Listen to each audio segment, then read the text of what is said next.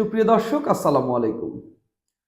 অন্তর্বর্তীকালীন সরকারের উপদেষ্টারা এবং এই সরকারের কট্টর সমর্থক যারা রয়েছেন, তাদের কেউ কেউ বলে থাকেন আগামীতে যে নির্বাচনটি এই সরকার আয়োজন করতে যাচ্ছে, এটি দেশের ইতিহাসে সেরা নির্বাচন হবে।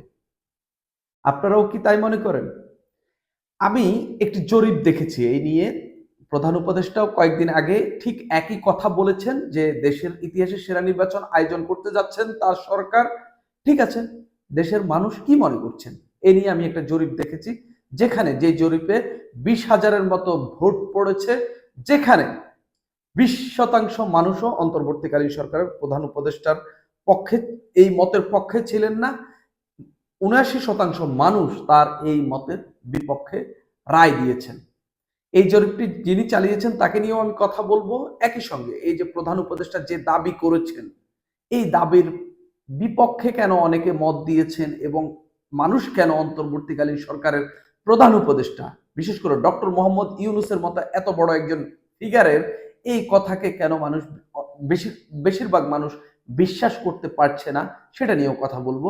মানুষের মন্তব্য এখানে খুব জরুরি বিষয় হয়ে দাঁড়িয়েছে। সাংবাদিক মঞ্জুরুল আলম পান্না, তিনি বাংলাদেশে দীর্ঘদিন সাংবাদিকতা করেছেন। তিনি তার যে চ্যানেল, ইউটিউব চ্যানেল মানচিত্রের যে ইউটিউবের যেখানে কমিউনিটিতে হচ্ছে বিভিন্ন মতামত দেওয়া যায়, সেখানে তিনি একটি প্রশ্ন রেখেছেন। অন্তর্বর্তী সরকার দেশের ইতিহাসে সেরা নির্বাচন আয়োজন করবে বলে আবারও মন্তব্য করেছেন প্রধান উপদেষ্টা ডক্টর মোহাম্মদ ইউনূস। গত শনিবার তিনি এই মন্তব্যটি করেছেন। আপনি কি তার এই কথায় আস্থা রাখতে চান? 20,000-এর বেশি মানুষ ভোট দিয়েছে, এর মধ্যে না পড়েছে, মানে আস্থা রাখতে চান না 79%, আস্থা রাখতে চান না হ্যাঁ দিয়েছেন 18%, মন্তব্য নেই 3%।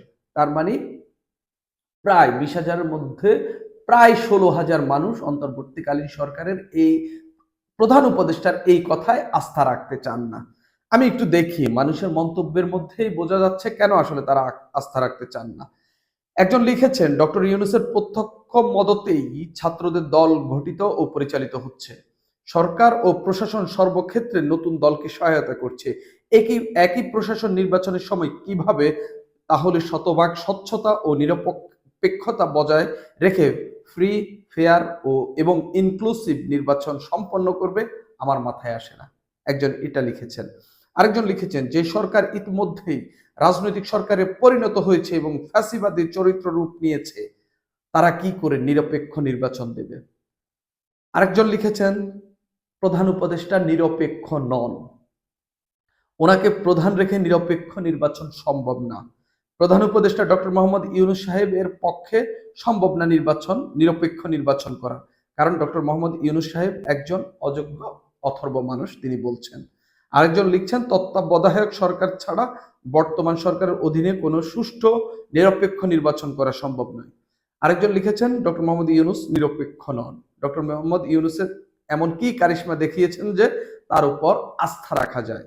আরেকজন এটা লিখেছেন, নিরপেক্ষ নন এমন ব্যক্তি ইতিহাসের সেরা নির্বাচন আয়োজন করতে পারে না, কারণ অনেক আছে। আরেকজন লিখছেন যে কেন আস্থা রাখেন না, তার অনেক কারণ আছে। সবচেয়ে বড় কারণ, ইউনূস সরকার নিজেই কিংস পার্টি গঠনের সব রকম সহায়তা করেছেন এবং নিরপেক্ষতা হারিয়েছেন। আরেকজন লিখেছেন, ইউনূস এনসিপির প্রধান, তিনি দাবি করছেন এটা অঘোষিত, সময় হলে দেখতে পারবেন, তাই তিনি নির্বাচন সুষ্ঠু করতে পারবেন না, উনি নিরপেক্ষ লোক না।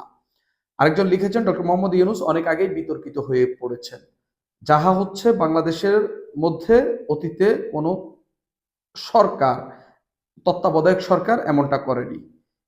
আরেকজন লিখছেন, he is a top class culprit. আরেকজন লিখেছেন, বাংলাদেশের কোনো সেক্টরে এখন নিরাপত্তা নেই। আরেকজন লিখেছেন, একটি অনিবন্ধিত দল কিভাবে বিভিন্ন কমিটির সঙ্গে বৈঠক করে, ডক্টর ইউনূসের কথায় আমাদের আস্থা নেই। আরেকজন লিখেছেন, অন্তর্বর্তী সরকার এই যাবৎকালের সর্বোচ্চ প্রহসনের নির্বাচন আয়োজন করবেন, তাদের এই 8 মাসের শাসন দেখে এটাই বোঝা যাচ্ছে। অর্থাৎ আমি আগে একটু বলি যে হচ্ছে মানুষের মূল কথা হচ্ছে এই সরকার নিরপেক্ষতা হারিয়েছে। নিরপেক্ষতাটা কিভাবে হারিয়েছে? এই সরকারের মানুষের ধারণা, এই সরকারের পৃষ্ঠপোষকতায় নতুন যে রাজনৈতিক দলটি এসেছে, এই সরকারের পৃষ্ঠপোষকতায় তৈরি হয়েছে এই দলটি এবং সরকার এতে সহায়তা করেছে। একই সঙ্গে সরকারের একজন উপদেষ্টা ছিলেন নাহিদ ইসলাম, তিনি পরবর্তীতে বেরিয়ে গিয়ে ওই সরকারের নেতৃত্ব, ওই রাজনৈতিক দলটির নেতৃত্ব দিচ্ছেন। এই কারণে মানুষের দাবি যে এই সরকার নিরপেক্ষতা হারিয়েছে। আরেকটি কারণ, ডক্টর মোহাম্মদ ইউনূসও অনেকভাবে অনেক জায়গায় বিভিন্ন কথাবার্তায় বিভিন্ন সাক্ষাৎকারে তিনি বলেছেন এই শিক্ষার্থীরা যারা শেখ হাসিনার পতনের আন্দোলনে নেতৃত্ব দিয়েছেন তারাই তাকে ক্ষমতায় বসিয়েছে, অর্থাৎ তার নিয়োগকর্তা হলো এই শিক্ষার্থীরা। একটি রাষ্ট্রের, একটি দেশের সরকারের নিয়োগকর্তা সাধারণ জনগণ বা দেশের সব মানুষ এবং সবার মতের ভিত্তিতে নয়, কয়েকজন শিক্ষার্থীর কথা তিনি উল্লেখ করেছেন। অর্থাৎ তিনি ওদেরই সরকার, তিনি মানে তার এই কথার মিনিং হচ্ছে এরকম। তো তাদেরই সরকার হওয়ার মধ্য দিয়ে, এই কথা বলার মধ্য দিয়ে তিনি ভেবে বলুক কিংবা মানে স্লিপ অফ টাং হোক, যেটাই হোক, যেভাবেই বলুক, এই কথার মধ্য দিয়ে তিনি তার সরকারের নিরপেক্ষতাকে এক ধরনের হালকা করে ফেলেছেন। এর মধ্য দিয়ে মানুষ বলার সুযোগ পেয়েছে যে এই সরকার, এই তরুণ রাজনৈতিক দলটির, যে নতুন রাজনৈতিক দল এনসিপি, তাদেরই সরকার, এবং যারা হচ্ছে এই আন্দোলনে আহত নিহত হয়েছে তাদেরই সরকার, তাদের পরিবারের সরকার, আর কারো সরকার নয়।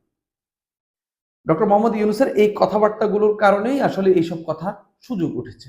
একই সঙ্গে এই যে এই দলটি, এনসিপি দলটি গঠিত হয়েছে, এখানে সরকারের পৃষ্ঠপোষকতা নিয়ে মানুষের নানা ধরনের সন্দেহ রয়েছে, এবং ডক্টর মোহাম্মদ ইউনূসও একটি সাক্ষাৎকারে তিনি বলেছেন তরুণরা একটি দল গঠন করুক, তিনি এই নিয়ে নানান কথাবার্তা বলেছেন। এরপরই হচ্ছে এই আলোচনাটি আরো জোরালো ভাবে হয়েছে।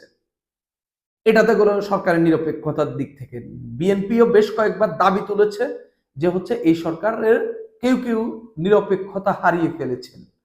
আবার এই মির্জা ফখরুল সম্ভবত একবার একটি বক্তব্যে নাকি সাক্ষাৎকারে তিনি বলেছিলেন যে সরকার যদি নিরপেক্ষতা হারিয়ে ফেলে তাহলে নির্বাচনের জন্য নতুন সরকার বসানো হবে।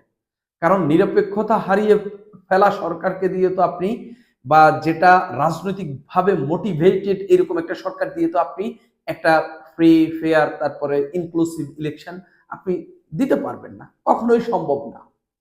আরেকটা বিষয়, কথা হচ্ছে আপনি কি আগামী নির্বাচনে আওয়ামী লীগকে রাখবেন কি রাখবেন না, এই বিষয়ে সরকার তো আগামী কিছুদিনের, কয়েক মাসের মধ্যে একটি সিদ্ধান্ত সরকার জানাবে। আওয়ামী লীগকে যদি রাখে সেক্ষেত্রে আওয়ামী লীগের জন্য কি এই সরকার লেভেল প্লেইং ফিল্ড তৈরি করতে পারবে? কখনোই পারবে না। আর যদি না রাখে তাহলে কি কোনোভাবে এটাকে ইনক্লুসিভ ইলেকশন বলা যাবে? কখনোই না। কেন বলা যাবে না? আওয়ামী লীগ কোনো ভুগিঝুগি কোনো ছোটখাটো দল না। ধরেন যে আপনার এই, মানে আমি ছোট করে বলছি না, ধরেন যে এবি পার্টি কিংবা হচ্ছে এই গণতন্ত্র মঞ্চ, তারপর আরো অনেক রাজনৈতিক দল দেশে রয়েছে, এগুলোর মতো গণসংহতি আন্দোলন, মাহমুদুর রহমান মান্নার একটা দল রয়েছে, এই যে এরকম ছোট দল না, যার অন্তত মানে বাংলাদেশে নির্বাচন করলে যারা হচ্ছে 30 থেকে 35%, 40% ভোট পায়, সেই দলটিকে আপনি বাহিরে রেখে আপনি কিভাবে বলতে পারেন যে হচ্ছে এটা দেশের সেরা ইলেকশন হবে? আবার তাদেরকে যদি ইলেকশনে রাখেনও, তাদের নেতাকর্মীরা ঝটিকা মিছিল করলে আপনি গ্রেপ্তার করছেন, নির্বাচনের সময় তারা যদি তাদের নির্বাচনী কর্মকাণ্ড পরিচালনা করে, সেক্ষেত্রে আপনারা কি করবেন? একটাকে তো বাইরে রাখবেন না, সবগুলোকে জেলে ভরে দিবেন। সেক্ষেত্রে তাদের জন্য কি লেভেল প্লেইং ফিল্ড তৈরি হবে? আমিও মনে করি এই সরকার নিরপেক্ষ নির্বাচন, ফ্রি ফেয়ার ইলেকশন, মানে বিতর্ক ছাড়া নির্বাচন দেওয়া এই সরকারের পক্ষে খুব একটা বেশি সম্ভব হবে না।